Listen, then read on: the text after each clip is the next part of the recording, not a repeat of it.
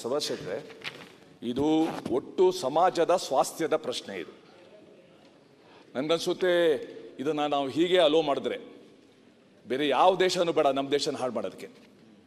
These games will finish the younger generation. ಈಗ ತಾವು ಹೇಳ್ದಂಗೆ ಒಂದು ಪ್ರಣಬ್ ಮೊಹಂತಿಯವರ ನೇತೃತ್ವದಲ್ಲಿ ಏಪ್ರಿಲಲ್ಲಿ ನೀವು ಮಾಡಿದ್ದು, ಅವರು ಸೆಪ್ಟೆಂಬರ್ಗೆ ಕೊಡ್ತೀವಿ ಅಂತ. ಈಗಾಗಲೇ ನನಗೆ ಗೊತ್ತಿರೋ ಪ್ರಕಾರ ಪ್ರಣಬ್ ಮೊಹಂತಿಯವರು ಸೆಂಟ್ರಲ್ ಸರ್ವಿಸಸ್ಗೆ ಹೋಗಿರಬೇಕು. I don't know. ಈಗ July 9, 2025, in a major move to curb the growing menace of unregulated online betting and gambling, the Karnataka government proposed the establishment of a dedicated Karnataka Online Gaming and Betting Regulatory Authority ಅಂತ ನೀವು ಹೇಳಿದ್ದೀರ. ಅದಕ್ಕೆ all India gaming ಫೆಡರೇಷನ್ನ CEO mister Roland Landers ಅವರು ಹೇಳಿದ್ದಾರೆ, ಈ ಸ್ಟೆಪ್ಗೆ set a clear distinction between games of skills and chance backed by progressive regulation is essential to ensure consumer protection and foster responsible growth in the online gaming sector ಅಂತ ಅವರು ಕೂಡ ಒಪ್ಕೊಂಡಿದ್ದಾರೆ. He has agreed.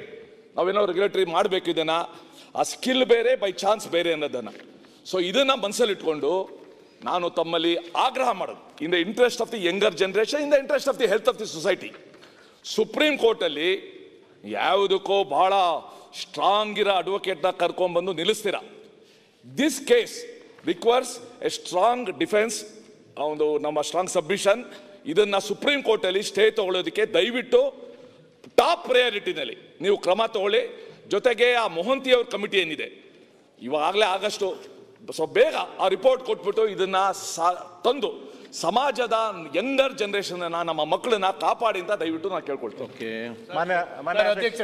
ಅಧ್ಯಕ್ಷ ಒಂದು ನಿಮಿಷ. Sir, ಈಗ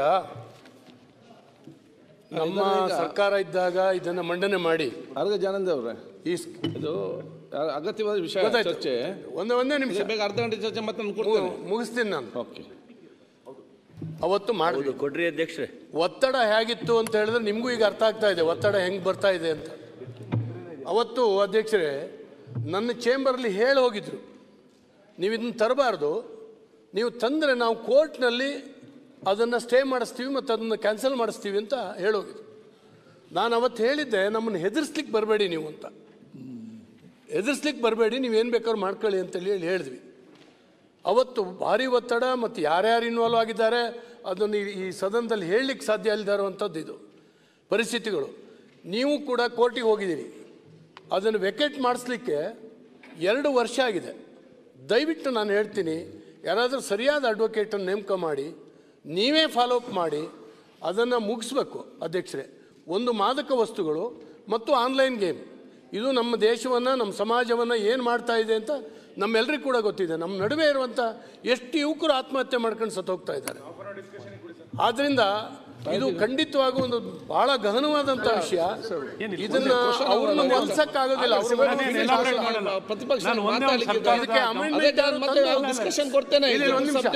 ಇದಕ್ಕೆ amendment ಇನ್ನೇನಾದರೂ ತನ್ನಿ, ಆದಷ್ಟು ಪ್ರಿಯಾರಿಟಿ ಕೊಟ್ಟು ಇದನ್ನು ಮಾಡಿದ್ರೆ ನಿಮಗೂ ಪುಣ್ಯ ಬರುತ್ತೆ, ನಾವಿಲ್ಲಿ ಪ್ರಸ್ತಾಪ ಮಾಡಿದಂಥ ನಮಗೂ ಪುಣ್ಯ ಬರುತ್ತೆ. ಹಾಗಾಗಿ ದಯವಿಟ್ಟು ಇದು ಮಾಡಬೇಕು. ಇದು ಬಹಳ ಅಗತ್ಯ ವಿಚಾರ ಆಗಿದೆ. ಅದಕ್ಕೆ ಮುಂದಿನ ಈ ಸೆಷನ್ ಮುಗಿಯೋ ಮುಂಚೆ ಸ್ವಲ್ಪ ಸಮಯ ನೋಡಿಕೊಂಡು ಒಂದು ಅರ್ಧ ಗಂಟೆ ಚರ್ಚೆನ ಅವಕಾಶ ಮಾಡಿಕೊಡ್ತೇನೆ. ನಾನೇನು ಸನ್ಮಾನ್ಯ ಗೃಹ ಸಚಿವರಲ್ಲಿ ಬೇಡ, ಯಾಕೆ ಗೇಮ್ ಆಗಿರಲಿ, ಗೇಮ್ ಆಫ್ ಸ್ಕಿಲ್ ಆಗಿರಲಿ ಅಥವಾ ಚಾನ್ಸ್ ಆಗಿರಲಿ, ಬೆಟ್ಟಿಂಗಿಗೆ ಅವಕಾಶ ಇರಬಾರ್ದು. ಸ್ಕಿಲ್ಲಿಂಗ್ ಎಷ್ಟು ಬೆಟ್ಟಿಂಗ್ ಮಾಡಕ್ಕೆ ಅವಕಾಶ ಆಗಬಾರ್ದು ಅನ್ನೋದು ನೋಡಿ. ದಯವಿಟ್ಟು ನಾನು ಸರ್ಕಾರವನ್ನು ಒತ್ತಾಯ, ಈವನ್ ಸ್ಕಿಲ್ಲಿಂಗ್ ಆಗಿದ್ರು ಸಹ ಬೆಟ್ಟಿಂಗಿಗೆ ಅವಕಾಶ ಇರಬಾರ್ದು ಅಷ್ಟೇ ನಾನು ಸರ್ಕಾರದ ಗಮನ. ನೋಡಿ, ಕಾನೂನು ಏನನ್ಕೊ ತರಬಹುದು, ಅದನ್ನ ಹೇಗೆ ಇಂಪ್ಲಿಮೆಂಟ್ ಮಾಡ್ತಾರೆ ನೋಡಿ. ನಮ್ಮ ದೇಶ ಎಂತ ಕಾನೂನು ಇಲ್ಲ, ಎಂತೆಂತ ಕಾನೂನು ಇದೆ, ಇಂಪ್ಲಿಮೆಂಟ್ ಮಾಡ್ತೀರಾ? ಇಂಪ್ಲಿಮೆಂಟ್ ಮಾಡಬೇಕಾದ ಸಿಸ್ಟಮ್ ಅಳವಡಿಸಿಕೊಳ್ಳಿ. ಇದು ರಾಜ್ಯ ಸರ್ಕಾರ ಮತ್ತು ಕೇಂದ್ರ ಸರ್ಕಾರ ಒಟ್ಟಾಗಿ ಒಂದು ತೀರ್ಮಾನ ತೆಕ್ಕೊಂಡಿದ್ರೆ ಮಾತ್ರ ನಿಲ್ಲಿಸೋದ್ರೆ, ಇಲ್ಲ ಅದು ನಿಲ್ಲುದಿಲ್ಲ. ಅದಕ್ಕೆ ಸರ್ ಐ ವಿಲ್ ಎಕ್ಸ್ಪ್ಲೇನ್. ಈಗ ಸಾಹೇಬ್ರು ಯಾಕೆ ಡಿಸ್ಕಷನ್ ಡಿಸ್ಕಷನ್ ಸರ್ ಅವ್ರು ಏನು ವಿರುದ್ಧವಾಗಿ ಏನು ಹೇಳ್ತಾ ಇಂಪಾರ್ಟೆಂಟ್ ವಿಷಯ ಐಟಿಗೆ ಬರುತ್ತೆ, ಗೇಮಿಂಗ್ ಪಾಲಿಸಿ ಐಟಿಗೆ ಬರುತ್ತೆ. ಈಗ ಸಾಹೇಬ್ರು ಹೇಳ್ದಂಗೆ ಸ್ಕಿಲ್ಲಿಂಗ್ ಅಲ್ಲಿ ಬೆಟ್ಟಿಂಗ್ ಇಡಬಾರ್ದು ಅಂತ ಹೇಳ್ತಾ ಇದ್ದೆ. ತಾವು ಹೇಳಿದ್ರಿ ಸರ್, ಸುಡುಕೋ ಇರ್ಬೋದು, ಚೆಸ್ ಇರ್ಬೋದು, ಗೇಮ್ ಆಫ್ ಸ್ಕಿಲ್. ಈಗ ಫ್ಯಾಂಟಸಿ ಸ್ಪೋರ್ಟ್ಸ್ ಅಂತಾನು ಗೇಮ್ ಆಫ್ ಸ್ಕಿಲ್ಗೆ ಬ್ರಾಕೆಟ್ ಮಾಡಿಬಿಟ್ಟಿದ್ದಾರೆ. ಈಗ ನೀವು ಹೇಳ್ದ ತಮಗೆ ಗೊತ್ತಿರಬೇಕು ಸರ್, ನಮ್ಮ AVGC ಪಾಲಿಸಿ ಪ್ರಕಾರನೇ $4.5 billion ಎಕಾನಮಿ ಸರ್ ಇದು gaming.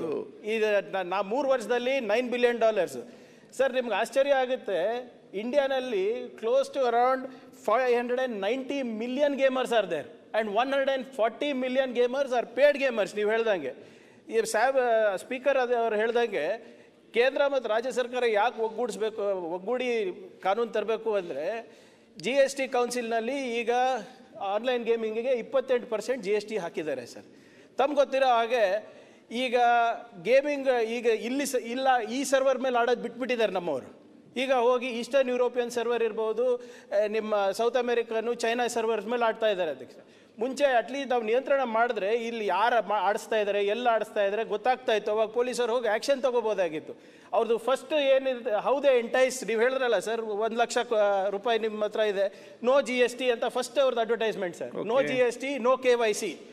Hour people are going and playing on foreign servers. ಅಲ್ಲಿ ಏನಾದರೂ ಅವರಿಗೆ ಮೋಸ ಆದ್ರೂ ಕೂಡ ಯಾರೂ ಏನೂ ಮಾಡ್ಲಿಕ್ಕಾಗಲ್ಲ, because we don't know who they are, where they R.